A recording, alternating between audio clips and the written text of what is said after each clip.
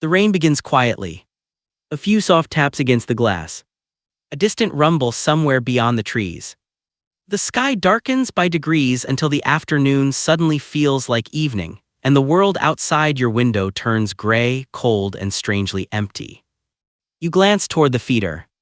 Nothing. No sparrows fighting over seed. No finches balancing on the metal perches. No cardinals flashing red against the fence line. Even the usual movement beneath the bushes has vanished. The yard feels abandoned. And like most people, you probably assume the birds simply left. That somewhere nearby there is a dry branch, a comfortable hiding place, some secret shelter where birds wait peacefully for the storm to pass. But there is no perfect shelter. Not for something that weighs less than a handful of coins. Not for a creature whose body temperature must remain dangerously precise while cold rain, heavy wind, and dropping air pressure actively pull heat away from its body every second. What your backyard birds are doing during heavy rain is not resting. It is survival. And almost nobody ever sees it because humans retreat indoors while birds remain outside inside the storm itself. Rain is not a minor inconvenience for birds. It is one of the most physiologically demanding environmental events many small species regularly endure. Every storm triggers an ancient survival response older than cities, older than houses, older than human civilization itself. Long before there were windows to watch from, birds were already solving the impossible problem of surviving exposure in a world where weather can kill something so small in a matter of hours. Because for a bird, the greatest danger of rain is not actually water. It is energy. A small songbird lives constantly on the edge of an energy crisis. Its heart may beat more than 1,000 times per minute. Its metabolism burns fuel at astonishing speeds simply to maintain the high body temperature required for flight. Even on calm days, survival is expensive. But during heavy rain, the environment suddenly becomes hostile to nearly every system keeping that bird alive. The air cools. Wind strips heat from the body. Food becomes harder to locate. Flight becomes less efficient. Feathers become heavier. Predators move differently. Visibility changes. Sound changes. And yet the birds survive. Not because storms are easy for them, but because evolution has equipped them with one of the most sophisticated survival systems in the natural world. Most humans never notice any of it. The first misconception people have about birds and rain is the simplest one, that birds are just getting soaked. They are not. Or at least not in the way people imagine. A bird's outer feathers are engineered with astonishing precision. The contour feathers covering the body are not random layers of fluff. They form an intricate protective surface designed to resist water, trap heat, maintain aerodynamic shape, and protect the delicate insulating layers underneath. Every feather matters. And the preening behavior people casually ignore on sunny afternoons is actually the maintenance of a life support system. When birds preen, they are not cleaning themselves out of vanity. They are repairing and waterproofing the structures that may later save their lives during storms exactly like this one. Near the base of a bird's tail sits a small gland called the uropygial gland. From it, birds collect preen oil using their beaks, then carefully spread that oil across every reachable feather surface. That oil is extraordinary. It contains specialized waxes, fatty acids, and organic compounds that create a hydrophobic barrier across the feathers. Water beads and rolls away instead of immediately penetrating inward. But the oil alone is not enough. The feathers themselves contain microscopic interlocking structures called barbules. These tiny hook-like formations zip together into flexible, water-resistant surfaces that maintain strength while still allowing movement and insulation. When you watch rainwater rolling off a bird's back, you are seeing biological engineering refined over millions of years. But even the best waterproofing has limits. During prolonged storms, feathers can eventually absorb moisture. And once insulation begins failing, the real danger begins. Heat loss. A bird's survival depends on maintaining an internal temperature far higher than the surrounding air. For many species, that temperature sits around 104 to 108 degrees Fahrenheit. That heat is life, and rain steals it aggressively. Water conducts heat away from the body far faster than dry air. Add wind to the equation and the process accelerates dramatically. A soaked bird exposed to cold wind can lose body heat at dangerous speed. So during storms, birds enter a constant balancing act between conserving heat and conserving energy. That balance determines whether they survive the night. One of the first things many birds do during heavy rain is change posture. You may occasionally glimpse this through the window if you look carefully enough. A bird perched silently with feathers puffed outward, neck withdrawn, body compressed low against a branch. It looks miserable. Because it is. But it is also strategic.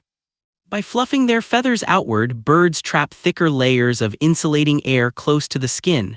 Air, not feathers themselves, is what actually provides most insulation. The feathers simply hold that warm air in place.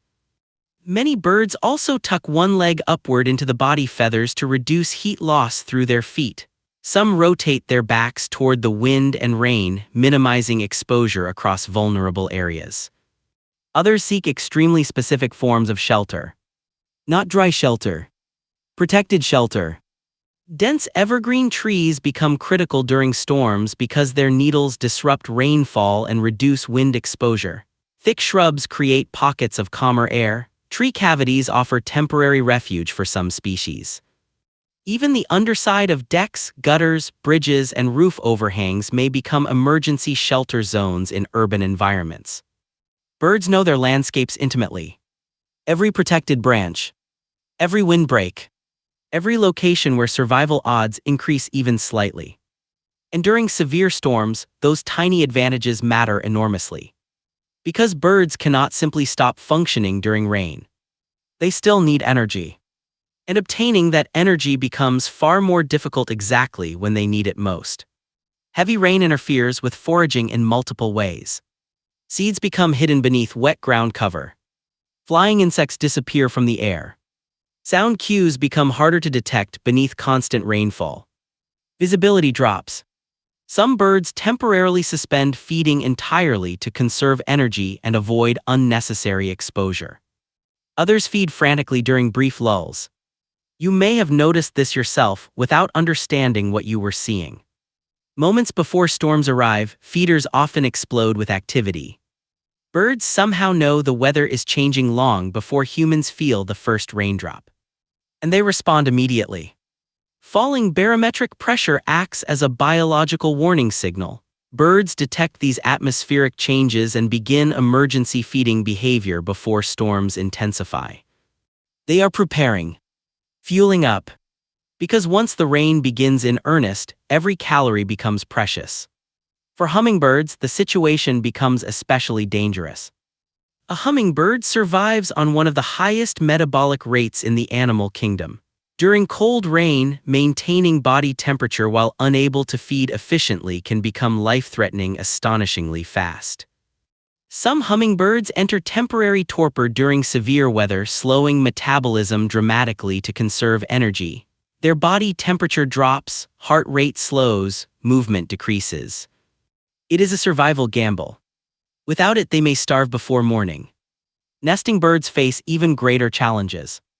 Rain does not pause the demands of parenthood. Eggs still require warmth. Nestlings still require food.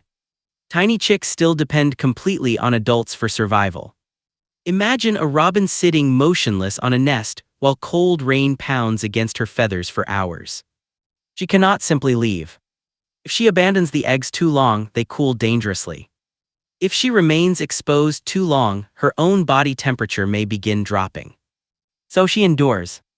Bird parents often spread their bodies over nests like living umbrellas, absorbing rainfall themselves to shield vulnerable chicks beneath them. Some nests flood anyway. Some chicks do not survive prolonged cold storms. Nature is beautiful, but it is not gentle. And yet what is remarkable is not that storms sometimes kill birds. What is remarkable is how many survive them. Because every behavior during rain is part of a larger system designed around endurance. Even communication changes during storms. Birdsong often decreases dramatically during heavy rain because singing requires energy. and sound becomes less effective beneath constant environmental noise. But silence is not universal. Certain calls continue because flock coordination still matters, mates still need contact, warnings still need to travel. Some species even sing immediately after storms with explosive intensity. That sudden chorus people hear after rainfall is not random happiness. It is biological urgency. Territories must be reestablished. Mates relocated. Survival confirmed. Feeding resumed. The storm interrupted the normal rhythm of life, and now every bird rushes to recover lost time. And this is the part most humans completely miss. Because once the rain stops, people stop paying attention. They move on. But outside, the entire bird world enters one of the busiest periods of the day. The feeder suddenly fills again. Birds emerge from dense cover. Movement returns to the trees. And the feeding becomes intense. Not casual feeding.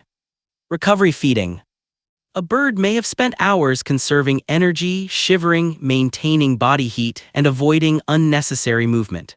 Now it must replace those lost calories quickly before temperatures drop again overnight. After storms, insects also become more available in certain environments. Worms rise closer to the surface. Moisture changes scent distribution. Some prey species become easier to locate. Birds understand these patterns instinctively. To human eyes, it simply looks like birds coming back. But they were never truly gone. They were surviving. And survival for a bird is not passive. It is constant decision-making. Every perch chosen carefully. Every movement calculated against energy loss. Every feather maintained with astonishing precision. Even sleep changes during poor weather. Small birds often enter nighttime with dangerously little remaining energy reserve after prolonged storms. Cold, rainy nights are especially deadly because birds cannot forage in darkness to replace depleted calories. Some species survive winter storms by lowering nighttime body temperature slightly to reduce energy demand. Others rely heavily on flocking behavior, roosting together in dense vegetation where shared body heat improves survival odds. A single storm can become the defining event separating survival from death for weaker individuals. Especially young birds. Especially during migration. Migratory birds face rain under even harsher circumstances because storms disrupt navigation, exhaust energy reserves, and force emergency landings. Many birds migrating at night encounter massive storm systems they cannot avoid. Some become disoriented by artificial city lights reflecting through clouds and rain. Others continue flying for hours through brutal weather simply because stopping over open water is impossible. Every migration season, storms kill countless birds humans never see. And still the migrations continue. Year after year. Generation after generation. Tiny bodies crossing continents through wind and rain guided by instinct humans still do not fully understand. There is something profoundly humbling about that. Especially when viewed from the safety of a warm room. Because humans experience storms as temporary discomfort. Birds experience them as direct physical negotiation with the natural world. And yet, even after surviving cold rain, hunger, exhaustion, and darkness, many birds greet the morning exactly the same way they did before the storm. With song. That may be the most extraordinary thing of all. Not merely that birds survive storms, but that they continue afterward. They continue feeding. Continue building nests. Continue raising young. Continue migrating thousands of miles. Continue singing into wet morning air as sunlight breaks through clouds. Most people never think about the biological cost hidden behind that small song outside the window. But once you understand what birds endure during weather, you never hear rain the same way again. Because somewhere outside, beneath soaked leaves and swaying branches, thousands of tiny lives are enduring conditions far harsher than most humans realize. A sparrow gripping a branch against heavy wind. A chickadee conserving precious body heat beneath evergreen needles. A robin shielding her nestlings with exhausted wings. A hummingbird entering torpor just to survive until dawn. And when the storm finally passes, they emerge not because the rain was easy, but because survival is what they were built to do. The feeder fills again. The yard comes alive again. The songs return.